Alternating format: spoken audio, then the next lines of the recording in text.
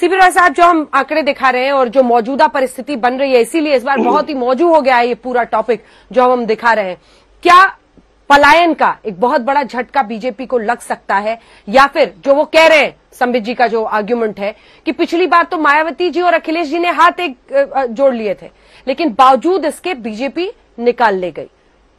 क्या लगता है आपको इसमें? अंजना, आपने 3 चुनाव के आंकड़े दिए।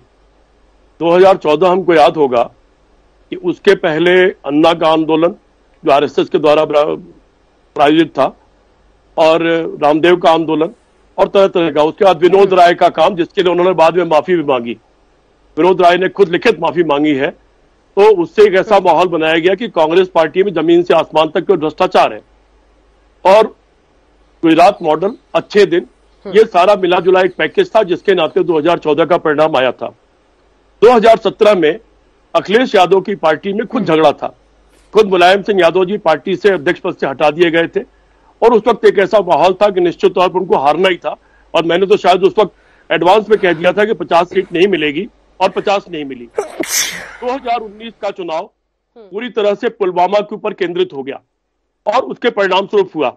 अभी जो आप आंकड़े बता रही थी, वोट तो गुप्त मतदान होता है।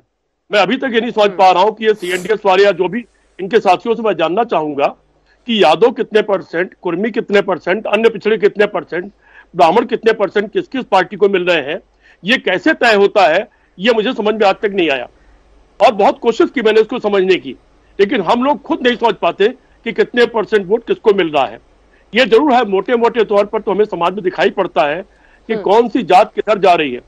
दूसरी बात अंजना जी, राजनीति का और चुनाव का एक नियम है, कोई भी 2.5 प्रमुख जातियां जब किसी पार्टी के साथ होती है, तब वो एक साइजेबल कंडीशन में आता है। और जब तक सभी जातियों का आधा 1% से लेके थोड़ा या ज्यादा अगर वोट नहीं मिलता है, तो उस पार्टी को कभी बहुमत नहीं मिलता है। 20 से लेके 25% तक लोग हमेशा ऐसे होते हैं जो किसी पार्टी के नहीं होते हैं। वो हमेशा कुछ नए प्रयोग करना चाहते हैं, एक नए सपने देखते हैं, उनको लगता है कि अगली बार शायद इनको आजमा ले तो शायद कुछ अच्छा हो जाएगा। और हमेशा चुनाव की निर्णायक भूमिका वही लोग अदा करते हैं, वो लोग ही निर्णय लेते हैं, और वो बनता है परसेप्शन से। फिलहाल इस बार जो आपने मुझसे सवाल पूछा कि क्या होगा, राजभर जी का सारा दर्द मैंने सुना। राजभर जी का मैंने वो दृश्य भी देखा है जब ये मंत्री थे, लेकिन इनके घर के सामने 100 मीटर की सड़क नहीं बन पाई, जबकि इनके खुद के घर में शादी होने वाली थी। और ये फावड़ा लेकर के मंत्री जी खुद अपने घर की सामने की सड़क ठीक कर रहे थे कि बारात आ सके। तो और उस दिन अंजना जी, जिस दिन 200 के करीब विधायक विधानसभा में धरने पर बैठ गए अपने मुख्यमंत्री के, उसी दिन तय हो गया था कि आने वाले समय में क्या होने वाला है। राजनीति पर निगाह रखने वालों को चीजें वो नजर आने लगी थी, और पत्रकार से लेकर छात्र तक सबने जिक्र किया।